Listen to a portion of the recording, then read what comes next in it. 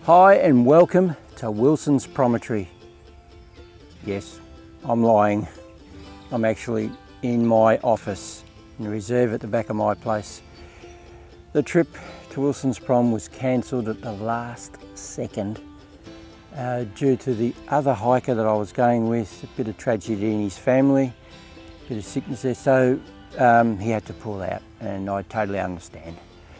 But unfortunately, I broke one of my rules, and that is whenever you're going to go away with other hikers, you plan that you're going for yourself. So you take everything, be self-sufficient, and then you don't get disappointed. If something goes wrong with the other people, well, you just can simply still go. It's not a hassle. But I did break my rule. I bought the food, and he said that he would bring the cooking stuff. Unfortunately, because he pulled out, I didn't have a gas bottle. I have got this one. There's a little bit left in it, but not enough for the 4-day hike, only for the first night. I thought, it'll take me an hour out of my way to get to where I can buy the gas bottle, and then another hour back to get back onto the way down to Wilson's Prom. So it ended up being over a 5-hour trip. I didn't want to do that. And my car is playing up a little bit. In the last couple of days, there's something not quite right there. So I thought, okay, the writing is on the wall. You're staying home. Thought, I'll study the Agile Antechinus in my office.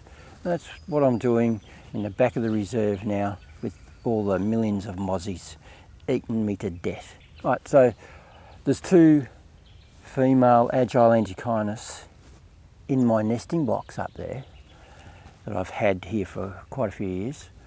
I've come across this before where females are pregnant, heavily pregnant. They leave the communal nest and start up their own, generally towards the end of September. So we're into our first week of October now, so they should be well and truly fully established on their own. But this female has shacked up with another female. I've seen it before, I've studied it before, and within a few more weeks they generally split. One of them will leave.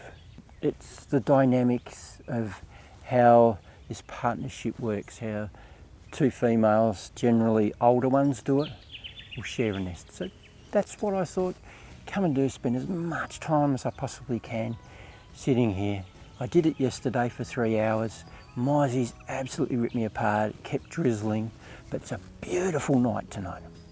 So I thought, brave the elements with the mozzies, study them all night, pitch my tent. I'm having my dinner out here, that's why I've got my burner and everything set up, ready to go. Doesn't make up for Wilson's Prom, but it'll be fun. I'll see all the things that go on during the night. There's a wombat, lives just about 15 metres away. I've done this before at night, sat out here filming infrared, getting some great footage, and all of a sudden the wombat's just here, right next to my leg. So yeah, be interesting, see how I go. I'm only 20-minute walk away from home if I decide that I'm uncomfortable, and I can wuss out pretty easy if I need to, but I'm determined to stay here. Right, that's all. Enough waffling for the minute. Sign off for now.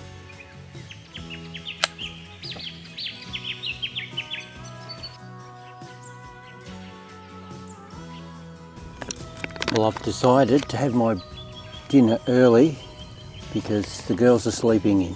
They're not coming out. I thought this is guaranteed to make them come out as soon as I make my dinner. Murphy's Law, I reckon. Now, this is from Backcountry, a New Zealand company that make hiking, freeze-dried hiking foods. One of the top brands. It tastes beautiful. Originally this was recommended to me, but I tried a couple of other companies and I didn't like them. These are beautiful, all the ones I've had. Moroccan lamb is for dinner tonight. That's what I would have had at Wilson's Prom on day 2 of camping. So that's what I'm going to have right now. Let's keep my eye out for the girls. They're bound to come out now.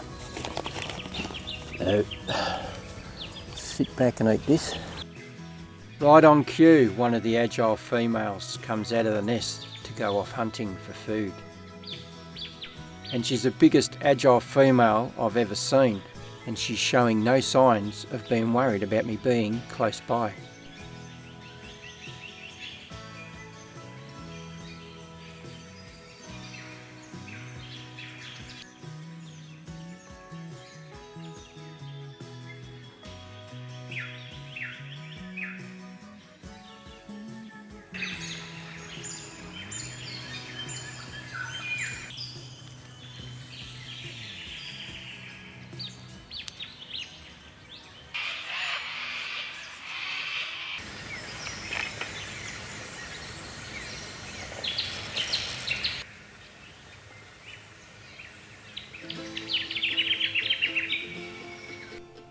An hour later, the second female sprints out of the nest to go off hunting and disappears into the night. Obviously, she's not happy about me being here. This is the world of infrared. Blackness all around and a tiny little monitor. That's my whole world. There, right there. This is all I can see.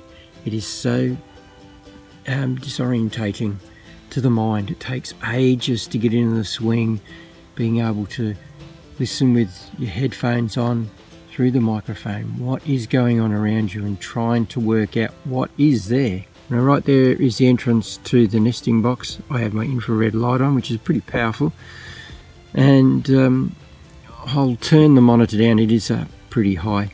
It reflects all the light back onto my face and the animals can see me. Now it's very hard to try and get all your senses to calm down and try and focus on what's going on that little screen. It's a weird experience, that is for sure.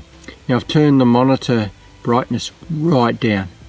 It makes it much easier for me to see things going on around in the dark areas. So once my senses are settled down, which is usually an hour or so, you start to really become one with the camera.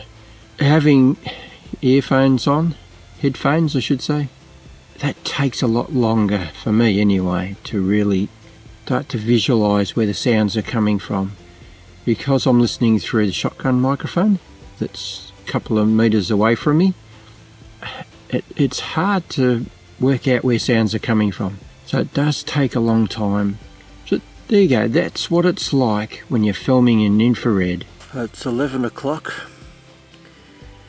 It's time for me to go to sleep. I think I've had enough. Girls haven't come back. So I've learnt a lot tonight.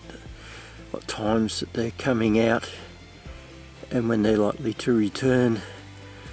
So it's too early at the minute to really study them properly. A few more weeks time they might start coming out a lot earlier today so I can film them properly, and at nights it's just not worth it at all. So the babies aren't showing just yet from what I've just seen, looking back at the footage that I took of the first female coming out. So it'll be a while yet before I can see female carrying her babies. Right, that's enough for me tonight. I'll catch you in the morning. Good night, John boy. While I was asleep, the girls were hard at work, strengthening the nest with gum leaves. At least trail camera was on the job.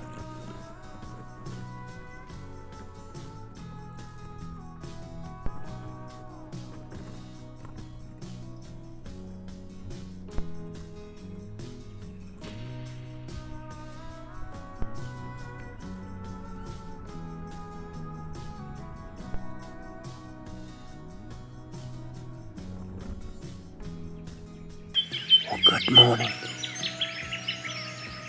Just listening to the birds by favourite thing about camping. Just before the sun comes up.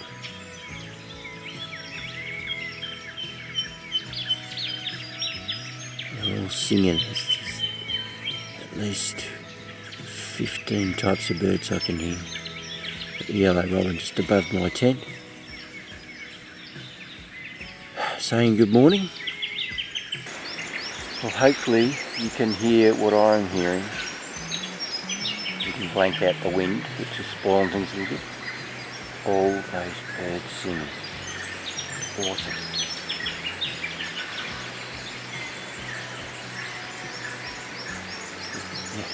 In a couple of minutes' time, it'll just be silent again, except for the wind. Doesn't look like I've got much time. There's a heap of rain coming. So, yeah, quickly pack up.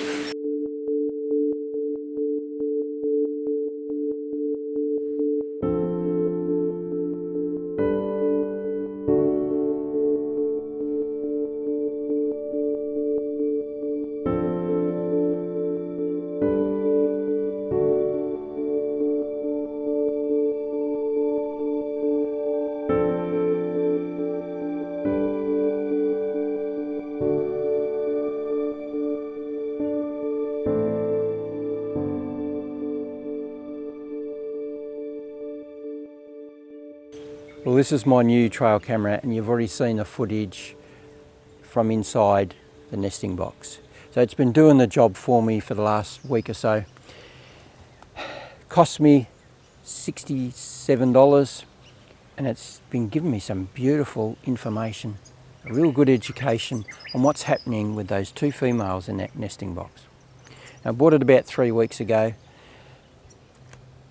and the other camera that I have, trail camera that cost me $230, has decided it doesn't want to do infrared anymore, which is a bit of a bummer, because now I have a dilemma.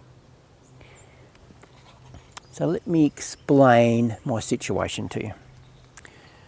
Let me introduce you to the next generation of nesting boxes.